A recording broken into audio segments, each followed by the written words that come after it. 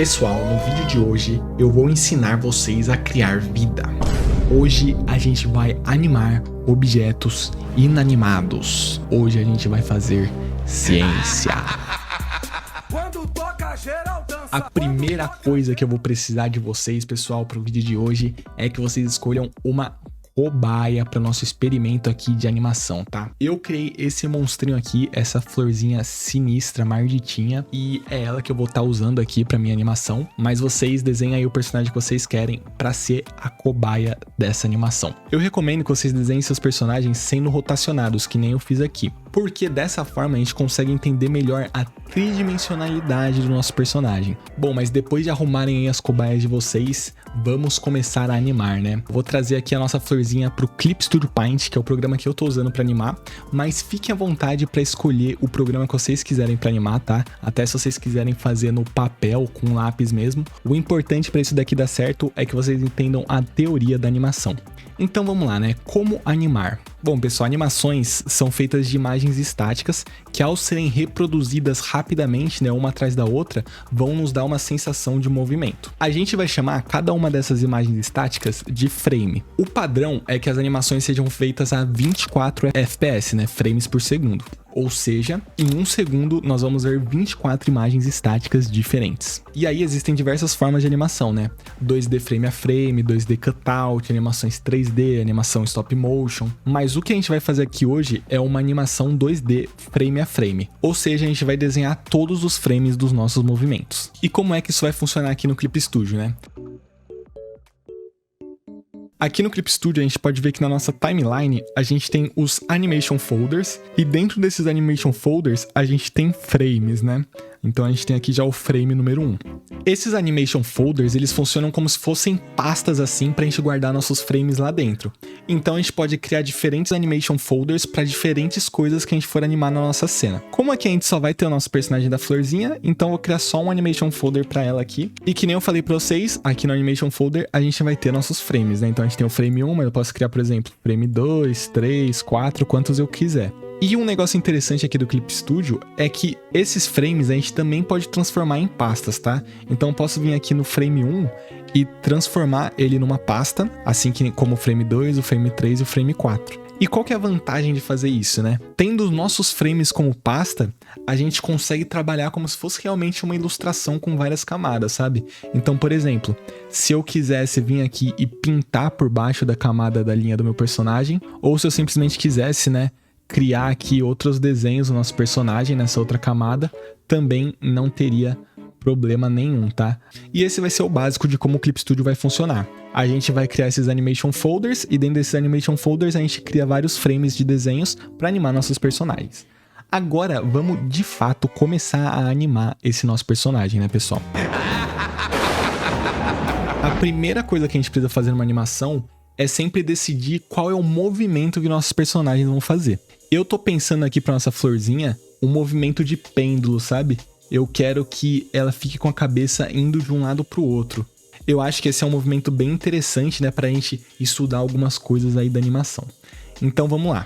Pra gente entender de fato como esse movimento vai funcionar, eu acho que é muito bom a gente entender as massas do nosso personagem. A gente consegue perceber que a cabeça dele vai ser um volume muito importante, né? Uma grande massa aqui dele. Outra grande massa vai ser o peitoral aqui, né? O tórax do nosso personagem. Também vai ter bastante massa. E o vaso aqui, onde nossa plantinha tá, né? Vai ser também uma parte do corpo dele com bastante volume, né? Então, quando a gente vai animar esse personagem, é interessante que a gente pense nesses volumes deles e também como é que esses volumes vão se mexer, né? Então, por exemplo, a cabeça dele vai ser mexida aqui pelo pescoço. O tórax dele vai ser mexido aqui pelo resto desse caule, né?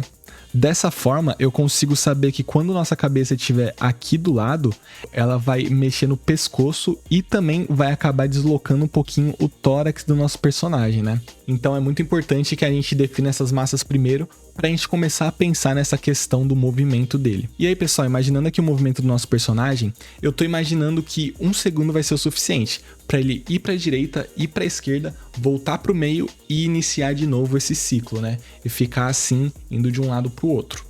Então, eu vou fazer um gráfico aqui para nos ajudar a visualizar isso melhor. O nosso personagem vai iniciar o movimento dele no frame número 1.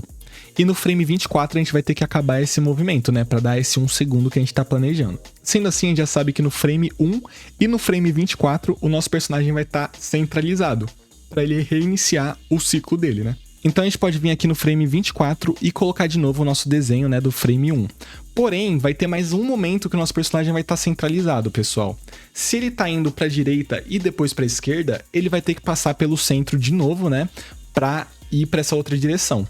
A gente pode definir que no frame do meio dessa animação, no frame número 12, o nosso personagem vai estar centralizado também.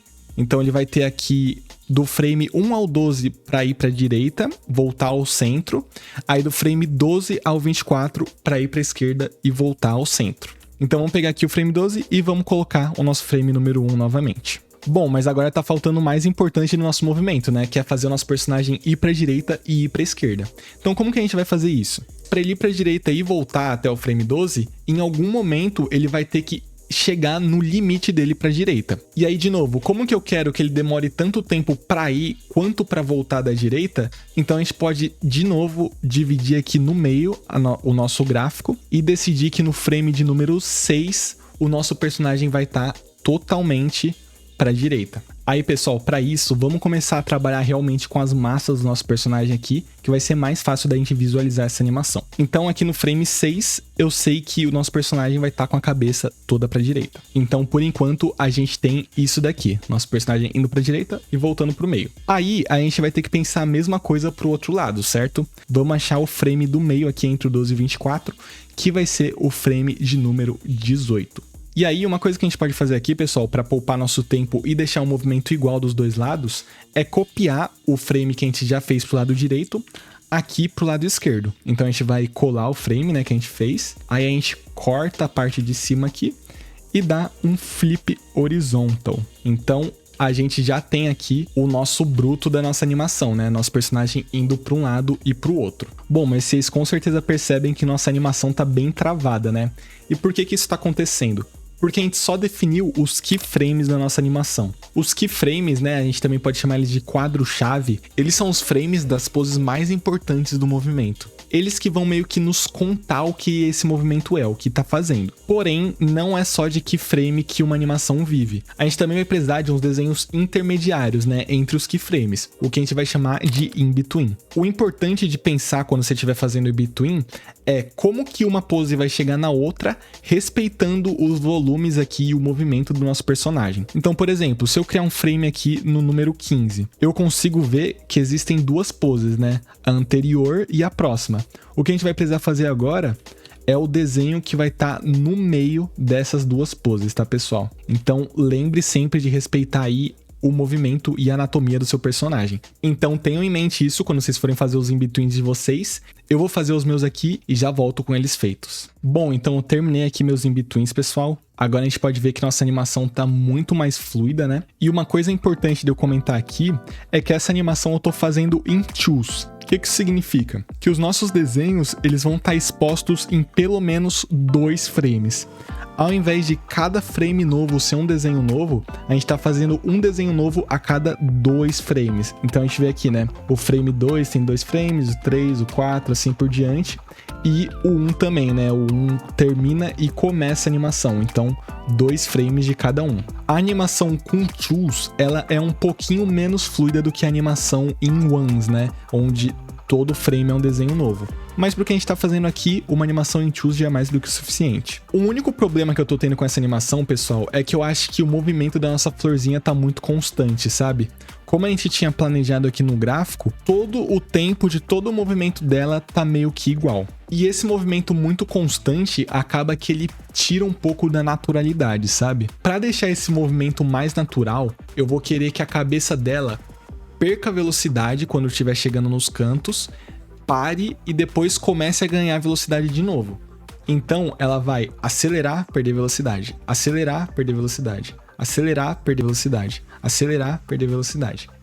E pra que isso, né?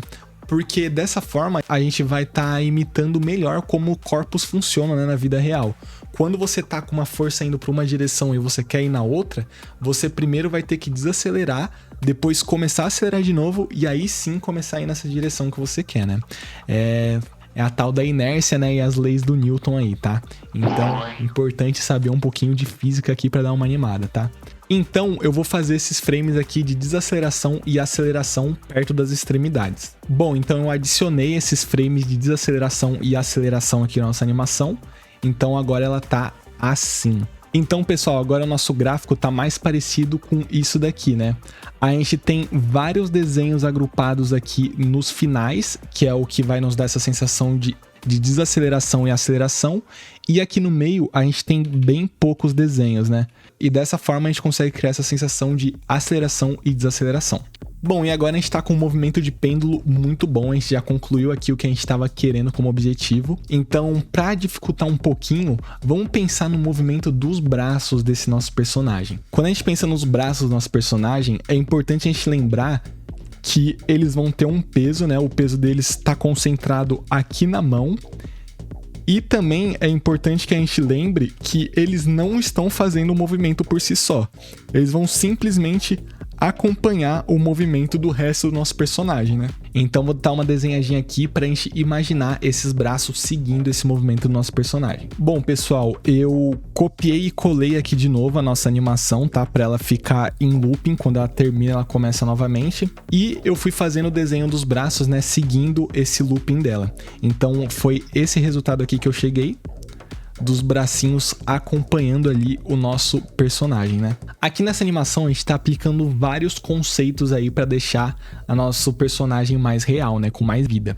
Então assim, se vocês estiverem interessados, eu posso fazer um vídeo em algum momento mostrando quais são os 12 princípios da animação e como que a gente pode utilizar eles, né? Para deixar nossas animações mais naturais, com uma cara de mais reais, né? Com mais apelo. Mas hoje eu já quero comentar aqui com vocês sobre o princípio dos arcos. O que é esse princípio, né, pessoal? A gente pode ver que em todo momento aqui na nossa animação, o nosso personagem tá se movendo em arcos, né? O movimento da cabeça dele aqui vai criar um arco. O tórax dele também vai fazer um arco menor, né? Os braços dele também estão fazendo arcos. Esse tipo de movimento, o movimento em arco, é um tipo de movimento muito comum na natureza, né? A gente pode observar isso, por exemplo, no nosso corpo, né? A minha mão, ela tem meio que um pivô aqui, né? Daqui que ela fica presa. Isso faz com que ela tenha um arco de movimento. E isso vai se aplicar em quase todo o nosso corpo, né? Então, aqui no nosso braço também a gente consegue criar um arco. A gente consegue criar esse arco também com o nosso ombro. E esses arcos vão estar presentes na maioria dos movimentos que a gente vai fazer. Então, por exemplo, até uma pessoa correndo, se você parar para imaginar, ela vai fazer arcos com os pés, né? É importante da gente ter isso em mente se a gente quer fazer algo mais natural, e é um dos princípios da animação que a gente tá utilizando aqui. Tá, mas e aí, né, pessoal? Acho que o nosso movimento já tá bem legal aqui. Esse esqueletinho que a gente fez já dá pra entender muito bem qual que é o movimento que a gente quer e já dá pra ver que o timing tá certinho. Então o que a gente vai fazer agora é realmente começar a desenhar nosso personagem, né?